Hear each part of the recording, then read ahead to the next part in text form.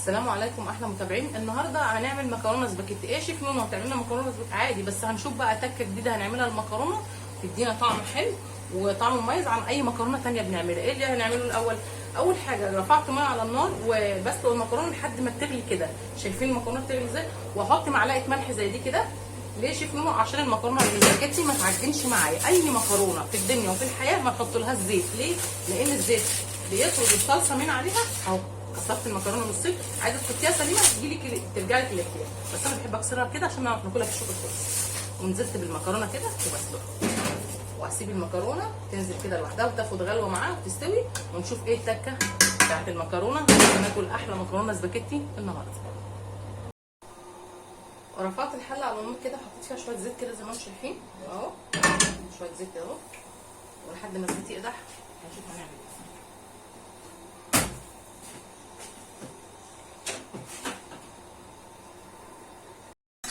خلاص المكرونه الزيت كده قدح معايا تمام، فبروح بنزل بمعلقه توم كده كبيره تدي طعم مش طبيعي للمكرونه السباكيتي او اي مكرونه بقى النوع اللي انت حباه تعمليه. ايه التكه بقى يا ستي نونو؟ طب ما احنا بنعمل، هقول لك بس اصبري بس يا ستي شوفي ايه التكه وايه الحلاوه اللي هنعملها المكرونه والطبق ده هنوديه في حته ثانيه ازاي. خلاص المكرونه بدات ايه؟ الثومه بدات تطلع ريحتها، معلقه كزبره زي دي كبيره تنزلي، معلقه كزبره كده وتحوريها، معلقه تكون كبيره. هي دي التكه اللي بتخلي المكرونه وتديها في حته ثانيه. بس كده لا يا ستي، بس اصبري عليا شوفي بس هنعمل ايه. اهو ريحه المكرونه وريحه الثومه طلعت عليا، اروح نازله في صوص احمر كده وتضربها في الخلاط وعصرها. طبعا كنا بنقعد نضرب قوط الخلاط ومعصرها وانزل كده عليه. الله الريحه اللي طلعت عليا، الله.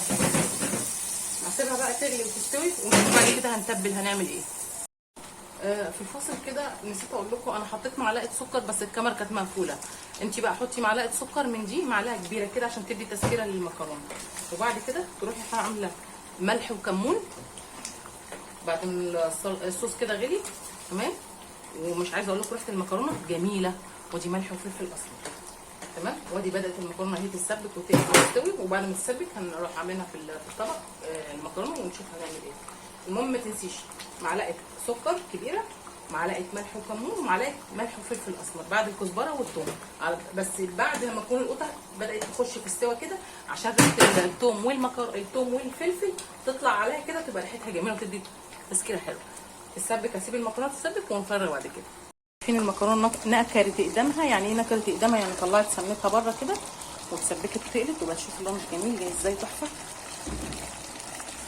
خلاص هطفي عليها بقى، خلاص كده اتطفت، هي دخلت في السوا خلاص. وعندنا الاسباجيتي. بص بقى السلق اللي انا قلت لك بالملح، بالميه والملح بس، ما تحطيش زيت. بصي المكرونه فكه من بعضها ازاي، ولا لازقه ببعضيها ولا اي حاجه. نركب بقى الطبق التحفه ده ونوريكم. بس يا ستي اعملي بقى التكات اللي انا قلت لك عليها وشويه الحاجات البسيطه دي، تاكلي احلى طبق مكرونه. هيروح يعني بصي هتاكليه ويوديكي في حته ثانيه.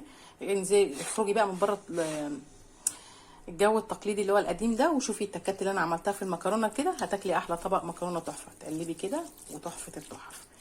يلا بالهنا والشفا، اتفضلوا معانا. السلام عليكم.